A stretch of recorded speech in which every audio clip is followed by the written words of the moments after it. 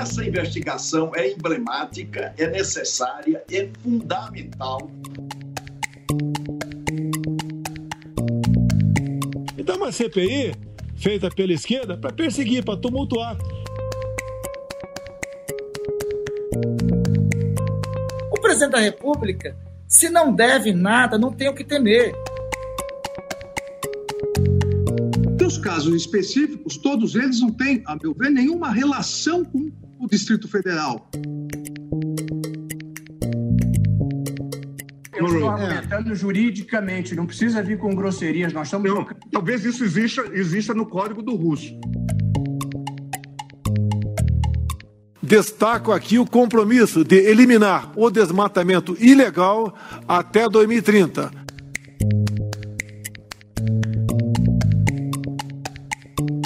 Lula conseguiu mais uma importante vitória contra a Lava Jato. Nesta quinta-feira, o Supremo Tribunal Federal definiu que os processos que envolvem o ex-presidente serão remetidos para a Justiça Federal de Brasília. A maioria do plenário ainda validou a decisão da segunda turma da Corte, que considerou o ex-juiz Sérgio Moro parcial na ação penal do triplex do Guarujá. O caminho para a candidatura de Lula em 2022 está mais aberto do que nunca. E se o dia foi de glória para o ex-presidente, não podemos dizer o mesmo para Jair Bolsonaro.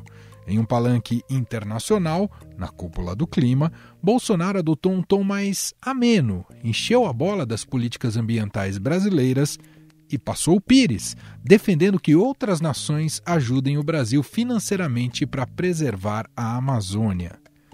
Enquanto tenta vender um Brasil limpinho, Bolsonaro não tira os olhos dos rumos da CPI da Covid. O provável relator será Renan Calheiros, nome que desagrada o Palácio do Planalto. Apoiadores de Jair Bolsonaro contestam na justiça a escolha com a alegação de que Renan responde a processos. Mas o problema é ainda maior para o presidente, já que a maioria dos integrantes da Comissão Parlamentar de Inquérito é crítica da gestão de Bolsonaro na pandemia. O líder do executivo já analisa usar sua caneta BIC para distribuir cargos com o intuito de minimizar os danos na CPI. Em meio a isso tudo, tem a votação do orçamento. Mesmo após o acordo entre a equipe econômica e o Congresso, a execução do orçamento, dessa peça orçamentária, deverá ser bastante turbulenta ao longo do ano. Bom, esses são os temas presentes e que vamos abordar a partir de agora no Poder em Pauta de hoje, com os nossos repórteres e setoristas de Brasília que cobrem o dia a dia da política e do judiciário. Primeiramente, cumprimentar aqui Rafael Moraes Moura, que cobre o judiciário. Tá com a gente. Olá, Rafa, como vai? Que semana quente no judiciário, hein, Emanuel? Exatamente.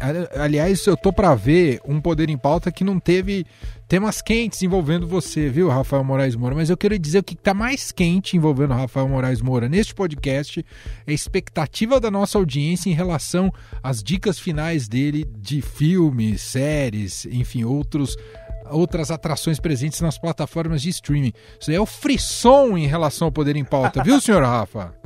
E vamos ter, eu não abro os envelopes nem decido os vencedores, mas eu sempre tento compartilhar com os nossos ouvintes as minhas experiências, né? Tem Oscar no domingo e vai ter dica hoje pro pessoal maratonar os filmes. Muito bem. Cumprimentar também André Schauders, que segue com a gente, lembrando que o Felipe Frazão está de férias, segue nas suas férias, e o Schauders está muito bem aqui no nosso Poder em Pauta, também lá diretamente de Brasília. Olá, Schauders, como é que vai? Olá, Emanuel, olá, Rafael. Bom, aqui estamos prestando atenção, acompanhando aqui a política, de modo geral, o Congresso, que também não está sem emoções, né? CPI se aproximando, Bolsonaro fazendo discurso na cúpula do clima, enfim, todo tipo de acontecimento pipocando por aqui. Começar por um assunto bem quente, como destacou Rafael Moraes Moura, o julgamento que envolvia casos do ex-presidente Lula, e a gente pode considerar, não é, Rafa, que foi uma importante vitória para o Lula nesta quinta-feira, mas primeiramente queria que você destacasse aqui para o nosso ouvinte que foram 2 etapas enfrentadas nesta quinta-feira. A segunda, inclusive, nem terminou, né, Rafa? Exatamente, Emanuel. Eu estou falando de suspeição do Moro há uns 5 meses. O nosso ouvinte deve estar perguntando por que o setorista de Supremo está sempre falando disso. Então, só um breve recapitulando. Previously on STF, né? Em março, o ministro Fachin deu aquela decisão bombástica em que ele anulava as condenações do Lula na Lava Jato, mandava os casos do Lula para a Justiça Federal de Brasília e arquivava a suspeição do Moro. Então, os ministros estão dissecando agora no plenário, ponto a ponto, aqueles tópicos levantados pelo Fachin. E o Supremo já tinha decidido, lembra, que Curitiba não era competente para julgar esses casos porque não diziam respeito diretamente ao bilionário esquema de corrupção na Petrobras. Isso foi o que tinha decidido antes, e agora faltavam 2 pontos. Para onde mandar esses casos? Se Curitiba é incompetente, mandar para onde? Para Brasília, como queria o Fachin, ou para São Paulo, como queria a Procuradoria-Geral da República. E aí, nesse ponto, prevaleceu o ponto do Fachin, de mandar os casos para a Justiça Federal do DF. De supostas vantagens indevidas terem sido recebidas em São Paulo, não constitui critério atrativo da competência territorial. E aí, Emanuel, já vou puxar o nosso colega Chaldes aqui para a nossa conversa. Boa. Porque o que muda, qual é a diferença de Brasília, São Paulo, né? Parece que a gente está jogando um tabuleiro do War, né? As casinhas vão mudando. Botando em Brasília, a segunda instância é o Tribunal Regional Federal da Primeira Região. E a gente fez, né, Chaldes, uma matéria recentemente para o Estadão, mostrando o perfil do TRF1. É um tribunal lento, garantista e meio assim, mais inclinado a absorver os réus, né? Pois é, Rafael, exatamente. Ele é um tribunal que a gente tem que lembrar que abrange muitos estados, né? Então tem uma quantidade muito grande de processos. Muitos desses processos são físicos, são em papel ainda, ao contrário, por exemplo, do TRF4, que praticamente só trabalha com processos digitais, né? O TRF1 é um tribunal que, assim, ele é mais o modo de funcionamento dele acaba favorecendo os réus, até por isso, a questão da lentidão e a questão também do perfil dos próprios magistrados, que são ali eles são um pouco mais inclinados a acatar as teses da defesa, né? Segundo os procuradores que atuam aqui no tribunal, com os quais a gente conversou, né, nessa época dessa matéria aí. Não, exatamente, Chaldes. O TRF é um tribunal lento para julgar, de perfil garantista, ou seja, muita gente na Procuradoria-Geral da República avalia que é o tribunal mais político dos tribunais regionais federais. E até um procurador chamou de várzea esse tribunal. Só para vocês terem uma ideia de qual é o tribunal. O Lula saiu, Emanuel, da Câmara de Gás e foi para o Jardim do Éden. Basicamente foi isso que aconteceu. Então esse ponto de levar os casos para Brasília prevaleceu por 6-5, e agora faltava o tópico mais explosivo, mais delicado, que é a suspeição do Moro, aquele tópico que o nosso ouvinte do Poder em Pauta deve estar, meu Deus, o setorista de Supremo não para de falar nisso. Mas é porque o Fachin decidiu arquivar a suspeição do Moro, porque quando ele anula as condenações do Lula e diz que Curitiba não era competente para analisar os casos do ex-presidente, ele anula, ele arquiva a suspeição do Moro, porque ele quer justamente que o Supremo não avance na discussão sobre a atuação do Moro, se o Moro foi parcial ou não. O Fachin queria blindar o Moro, lembra que eu já falei isso algumas vezes, Emanuel? Sim. Só que o que aconteceu foi que a segunda turma atropelou o Fachin e falou: beijos, me liga, vamos julgar o Moro, e declarar o Moro parcial. E agora o que o plenário do Supremo está julgando? De um lado tem o relator da Lava Jato, que decidiu arquivar a suspeição do Moro, e de outro tem a decisão da segunda turma, que decidiu atropelar o relator da Lava Jato e manter o julgamento da suspeição e declarou o Moro parcial por 3-2. O que prevalece? Então, esse é o principal ponto. É uma questão mais técnica, processual, mas que rendeu alguns momentos mais bombásticos de bate-boca no plenário. Nós vamos, cada um coloca o seu... Se o relator afetou ao pleno, é para o pleno. Vossa Excelência sentou em cima da vista 2 anos e se acha no direito de depois ditar regra para os outros. O moralismo Eu concedi a nada palavra... de moralismo, é só é a respeitar pátria as da regras. imoralidade. Vamos lá. Eu concedi a palavra a todos. Agora vou exercer exatamente a minha presidência. E agora já tem 7 votos no sentido de que, olha, prevalece a decisão da segunda turma. Então, esse resultado, o que ele representa, Emanuel? É um duro revés para a Lava Jato, para o ex-ministro Sérgio Moro e para o Fachin, porque o Fachin tinha feito essa manobra, essa estratégia, justamente para evitar que o tribunal declarasse suspeição do Moro. e não conseguiu. E o que isso muda para o ex-presidente Lula? Bom, Moro condenou Lula a 9 anos e 6 meses de prisão no caso do triplex do Guarujá. Foi com base nessa condenação que o Lula foi enquadrado na lei da ficha limpa, foi afastado das eleições de 2018 e ficou preso por 580 dias.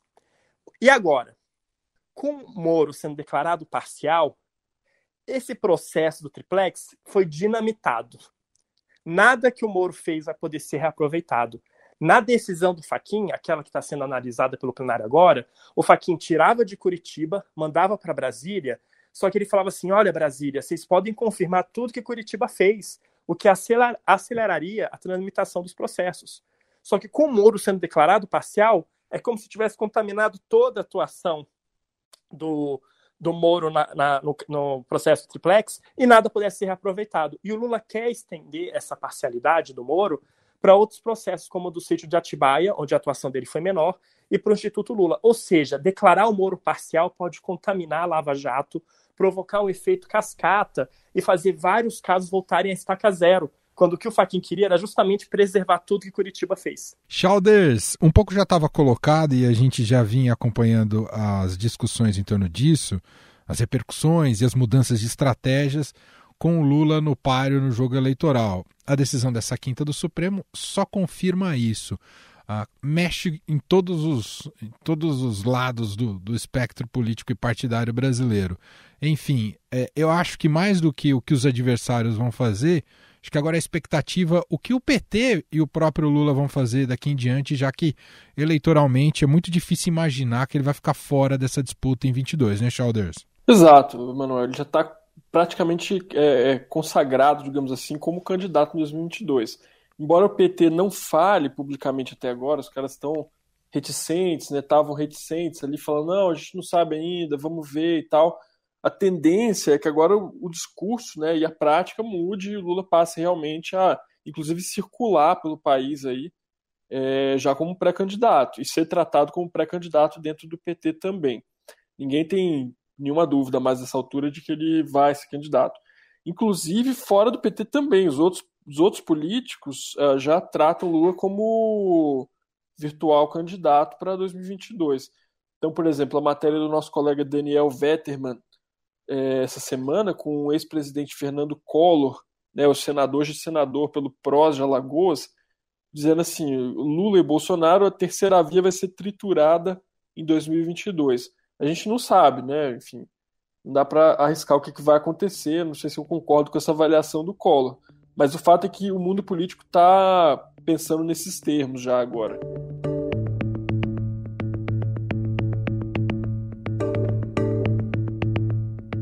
Bom, deixa eu mudar de assunto, porque tem muita coisa aqui na nossa pauta hoje, aqui na conversa com o Rafa Moura, o André Chalders. Chalders, vamos falar um pouquinho sobre a Cúpula do Clima, que se iniciou nessa quinta-feira, com o discurso dos líderes mundiais, novos compromissos, e havia uma ampla pressão sobre o presidente Jair Bolsonaro, dada a importância do Brasil, um importante player nesse quesito e que vinha sendo muito cobrado, principalmente em relação ao desmatamento, queimadas e a política ambiental como um todo. Bolsonaro adotou um tom mais ameno e até de estadista ali no seu discurso, mas todo mundo tem contestado não pelo discurso, e sim pela prática, né, Chalders? Pois é, Manuel, e veja você, a gente teve 40 chefes de Estado falando nessa cúpula, certo? O presidente Jair Bolsonaro foi o 20º a falar. É uma coisa que alguns anos atrás seria impensável, assim, dada a importância do Brasil realmente nesse tema da mudança climática, né? O governo dos Estados Unidos, o presidente Joe Biden, usou essa cúpula do clima para dar alguns recados aí, inclusive para o Brasil. Primeiro, essa coisa de colocar o presidente para falar, o presidente brasileiro para falar lá no meio do evento, o fato de que o presidente Joe Biden saiu na hora do discurso do Bolsonaro, enfim, tudo isso foram recados ali passados pelos Estados Unidos para o Brasil, no momento em que o Brasil chega à cúpula pressionado, né? Só ontem foram 3 cartas, Emanuel, de ex-ministros do meio ambiente, de artistas brasileiros e norte-americanos, de governadores de estados brasileiros, direcionadas ao presidente Joe Biden, falando sobre a política ambiental do Brasil. E, no entanto, mesmo assim, eu conversei com alguns políticos governistas, né? Uma delas é a presidente da Comissão de Meio Ambiente da Câmara, a deputada Carla Zambelli, do PSL de São Paulo, e eles avaliam que, na verdade, Bolsonaro se saiu bem, sim, inclusive principalmente por causa do compromisso que ele assumiu de reduzir o desmatamento, de zerar o desmatamento ilegal no Brasil até 2030. Vamos ouvir aqui o áudio que o Chalders conseguiu com exclusividade aqui para o podcast Poder em Pauta da Carla Zambelli. Vamos ouvir juntos aqui. O discurso do presidente Jair Bolsonaro só demonstra que o governo federal sempre esteve em consonância com a defesa do meio ambiente. O Brasil segue na liderança com a maior reserva florestal do mundo e nós somos responsáveis por apenas 3% da emissão global de CO2, sendo que destes 1,5% vem do desmatamento ilegal. O compromisso assumido de zerar esse desmatamento até 2030 é uma sinalização do compromisso com a população brasileira e mundial em respeito às questões ambientais. Mas a grande novidade foi o anúncio, né, da antecipação em 10 anos, de 2060 para 2050, sobre o prazo para se alcançar a neutralidade de emissões de CO2. A gente não poderia esperar algo muito diferente da Zambelli na defesa do governo e do Bolsonaro, né, Chalders? Com certeza. Emanuel, apesar do que a deputada disse, as pessoas dentro do Brasil, enfim, os ambientalistas, as pessoas que acompanham esse tema, não conseguiram deixar de reparar em certas contradições ali da fala do Bolsonaro durante a cúpula, né? O Estadão, ele fez uma checagem dos pontos do discurso do presidente e tem dois que me chamaram muita atenção. Primeiro que assim, o presidente disse a seguinte frase: olha, nós produzimos mais utilizando menos recursos, que faz da nossa agricultura uma das mais sustentáveis do planeta. No campo, promovemos uma revolução verde a partir da ciência e inovação. Produzimos mais utilizando menos recursos, o que faz da nossa agricultura uma das mais sustentáveis do planeta. Emanuel, o Brasil é o terceiro maior consumidor de pesticidas do mundo. Nós somos hoje o 7º maior poluidor do mundo em termos de gases de efeito estufa, sendo que a agropecuária responde por 69% disso. Ou seja, não dá para falar que a nossa agricultura, apesar dela ser importante, apesar dela sustentar aí a economia brasileira, não dá para dizer que ela é um exemplo hoje de sustentabilidade, né? E a outra coisa que me chamou a atenção também, o fato do Bolsonaro mencionar metas, né, de contribuição de gases de efeito estufa, a chamada NDC, que é a contribuição nacionalmente determinada. Ele mencionou metas da época do governo da presidente Dilma Rousseff. Com metas absolutas de redução de emissões, inclusive para 2025, de 37% e de 40% até 2030. E aí, enfim, o Estadão foi checar lá, realmente as metas foram atualizadas, né, nesse ano pelo governo Bolsonaro, só que elas foram mantidas e, na verdade, a forma como isso foi feito significa que o Brasil tem hoje compromissos menos ambiciosos do que tinha naquela época. Ou seja, o Bolsonaro, de alguma forma, ele passou por cima do próprio governo dele quando ele mencionou essa questão das metas de emissão de gases de efeito estufa.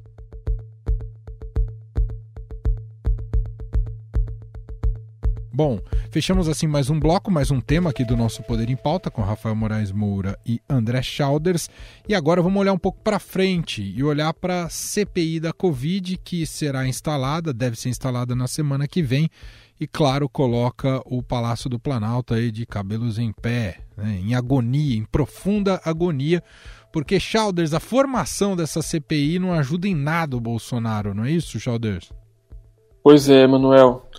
A CPI vai ser instalada na terça-feira, né, no dia 27, e já na quarta-feira os senadores querem começar a discutir o plano de trabalho da comissão, ou seja, quais são as pessoas, quais são as personalidades que vão ser chamadas para falar ali. Enfim, vão debater com base numa minuta, né, feita pelo senador Alessandro Vieira. E aí, Manuel, a gente tem um levantamento sobre os membros da CPI. A gente conversou com a maioria deles e o que ficou claro é que, enfim, há uma maioria que acha realmente que o governo errou na condução da pandemia. Dos 11 membros, pelo menos 6 acham que o governo cometeu erros, que houve falhas, que houve mortes que poderiam ser evitadas, né? Se não deve nada, não tem o que temer. Porque CPI e qualquer investigação, ela não persegue ninguém, ela persegue o fato. O governo está longe de ter maioria nessa CPI, são 4 ali que são mais alinhados ao Palácio do Planalto, e, enfim, o resto se considera independente ou de oposição, que a gente mostra que mesmo esses que se dizem independentes já têm uma opinião que não é muito favorável ao governo ali. Ô Rafa, a STF espera ser provocado nesse processo da CPI? Isso é mais para frente, Rafa? É muito comum, Emanuel, as pessoas que se tornam alvos das comissões parlamentares de inquérito acionarem o Supremo para não terem que dar cara a tapa, para não terem que aparecer naquelas constrangedoras sessões de depoimento. E tem uma série de precedentes nesse sentido. Então, tudo indica, a gente falou de passar a boiada do Salles, né, naquele vídeo da reunião ministerial, que agora vai ter uma outra boiada em curso, que são os alvos da CPI acionando o Supremo para tentar se livrar do constrangimento de ter que dar as caras e ter que submeter a perguntas dos senadores. Lembrando, Emanuel, que já tem uma certa jurisprudência no Supremo de que ninguém pode ser obrigado a ter que depor numa CPI. Já tem várias decisões ao longo dos últimos anos, que eu levantei aqui para o nosso programa de hoje, mostrando que os ministros já entenderam que ninguém é obrigado a ir para uma CPI e mesmo que vá para a CPI ainda tem um direito ao silêncio. Ou seja, a gente estava falando a instalação da CPI da Covid, uma decisão do Supremo. A anulação das condenações do Lula, outra decisão do Supremo. Você vê de novo o Supremo tendo um protagonismo político, né, e definindo um pouco desse cenário eleitoral que tanto desgaste provoca na imagem do governo Bolsonaro. Bom, antes da gente partir aqui para nossos destaques, nossas dicas culturais finais aqui do Poder em Pauta de hoje, só um pitaco final que eu queria pedir para você, Shalder, sobre discussão do orçamento, você explicasse para a gente esse imbróglio. Nessa sexta-feira, quando o nosso ouvinte está ouvindo o Poder em Pauta, a gente pode dizer que tem um orçamento de 2021 aprovado já quase em maio, Shalders? Pois é, Manuel. O que tem pelo que eu conversei, a gente está gravando na noite de quinta, né? Na noite de quinta não há orçamento. Agora, o que os técnicos do Congresso que trabalham com esse tema estão dizendo é que provavelmente deve sair amanhã, na edição de sexta-feira, na edição de hoje, no caso, do Diário Oficial, a sanção do orçamento. Isso é permitido pela lei, há precedente para isso. O presidente da República sancionar num dia com a data do dia anterior. Então, por essa técnica, não teria problema realmente em relação ao prazo, né? O prazo se vence no dia 22 de abril. Enfim, para resolver esse imbróglio, o Congresso aprovou um projeto que tira da meta fiscal de 2021 várias despesas. É como se essas despesas deixassem de existir para fins de déficit do governo, né? Então, gastos emergenciais de saúde durante a pandemia, gastos com o Pronamp, que é um programa de crédito para pequenas empresas, e alguns outros gastos aí estão cobertos por esse projeto.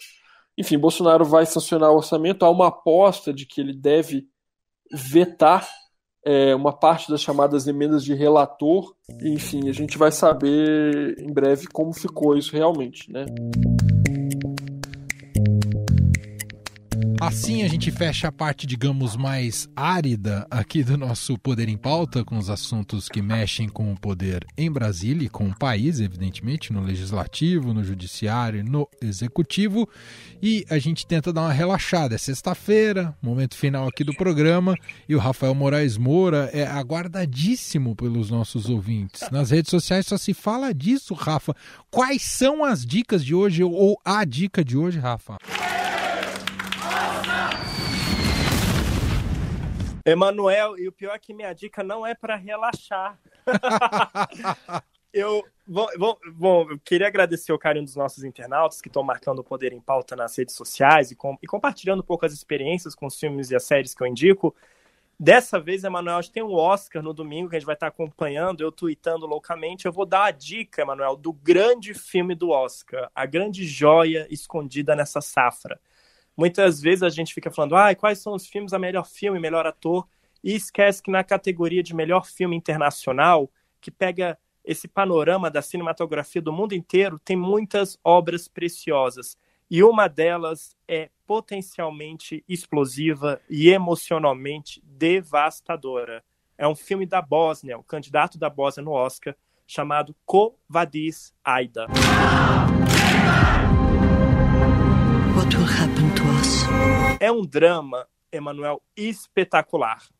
Eu dou notas para os filmes que eu vejo. É o primeiro 10 que eu dei nesse ano. É o melhor filme de todos que eu já indiquei no Poder em Pauta. Mas não é um filme para relaxar. Ele conta a história real, baseada em fatos reais, de um episódio que é um dos episódios mais sombrios da história da ONU, quando a ONU virou as costas para o que ocorria lá na Bósnia, aquele genocídio, o massacre de muçulmanos na Bósnia.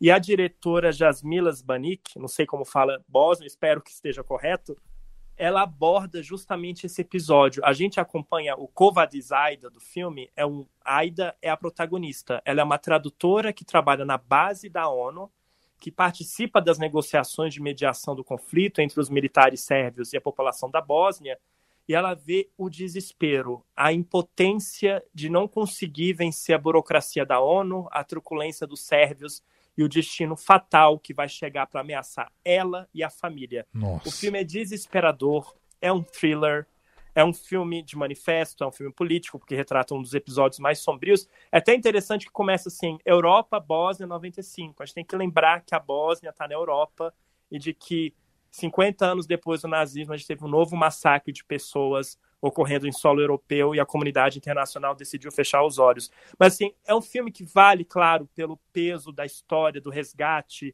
de fazer a gente ter conhecimento do sofrimento daquelas pessoas, mas como filme, ele é magnífico, porque a interpretação da protagonista é avassaladora. Two sons, do you think we are safe here? A forma como a diretora conduz os conflitos, a escalada da tensão. Eu parei o filme no meio, Manuel, porque eu estava tremendo e nervoso. E o final do filme, o epílogo, ele toca em questões muito doloridas, como cicatrizar as feridas de um país que foi palco de um dos maiores massacres da história da humanidade. Ele, infelizmente, não deve ganhar o Oscar. O favorito é o Druk, que eu já indiquei, o dinamarquês. Verdade. Mas é um filme que é um filme para carregar com a gente ao longo da vida. E às vezes eu tô aqui trabalhando e fico pensando, nossa, como tá a Aida hoje, a protagonista do filme, sabe? E faz até a gente pesquisar sobre esse conflito na Bósnia. Tá no YouTube, na Apple TV, por um aluguel de R$ 29,90. Confia em mim, ele vale cada centavo. Muito bom. Nota 10, hein? Um filme nota 10 do Rafa, hein? Que é raro. Imperdível. Nossa, até eu tô com vontade de ver agora. Eu também, antes do Oscar, tenho que assistir. Eu pedi pro Chalders também trazer a sua dica, Chalders. Não se intimide. Pois é difícil trazer dica depois dessa recomendação do Rafael, que não vai ser a mesma coisa, não esperem um filme tão incrível, enfim, mas é um filme que eu vi ontem que eu gostei bastante, que chama Você Não Estava Aqui. Have you been on the train tracks on the roof? Have you been in school today? What is going on? Sorry We Missed You, no título original, um filme do diretor britânico Ken Loach. Enfim, é um filme que trata sobre uma família britânica, né, na qual o pai ele começa a trabalhar num serviço de entregas, ele começa a trabalhar como autônomo, enfim, a família ali endividada, um contexto econômico difícil depois da crise de 2008. E aí o filme mostra, enfim, todo o contexto, né, de desagregação social, enfim, contexto de precariedade do trabalho ali. Do I look like a fucking counselor? E eu gostei porque é um momento no qual a gente depende cada vez mais desse tipo de trabalhador. A gente que está em casa, trabalhando, enfim, de home office e tal, a gente depende dessas pessoas para se alimentar, às vezes, né, muitas vezes, enfim. E a gente não olha para como elas vivem. Então, é um filme que eu achei que é bastante pertinente de ver. Não é um filme leve, também não é um filme muito agradável, assim, mas é um filme bacana, importante e tal. Tá vendo? As duas dicas de hoje, ó, tanto do Chalders quanto... relaxar. Nada pra relaxar. Ah, sim, ele tá no Telecine Play. Telecine Play. Muito bem, obrigado, Chalders. Eu não vi, vou anotar essa, Chalders, obrigado. Tá vendo? Tá vendo? Pois Bom, vale a pena. Legal. Assim a gente fecha o Poder em Pauta de hoje, nosso próximo encontro daqui 15 dias. Quero agradecer demais, Rafael Moraes Moura. Obrigado, Rafa, um abraço, bom Oscar pra você. Ótimo Oscar na torcida pela Bósnia e também pela Viola Davis, aquela atriz magnífica, torcida para ela ganhar o Oscar também. E agradeço muito ao Childers, que eu não sei se volta daqui 15 dias, que talvez o Frazão já tenha retornado das férias, mas eu quero dizer que a sua participação não ficou restrita a esses 2 episódios. Vamos te trazer mais vezes, viu, Childers? Um abraço e até a próxima, meu caro. Opa, eu que agradeço. Obrigado, Manuel. Obrigado, Rafael, e até mais.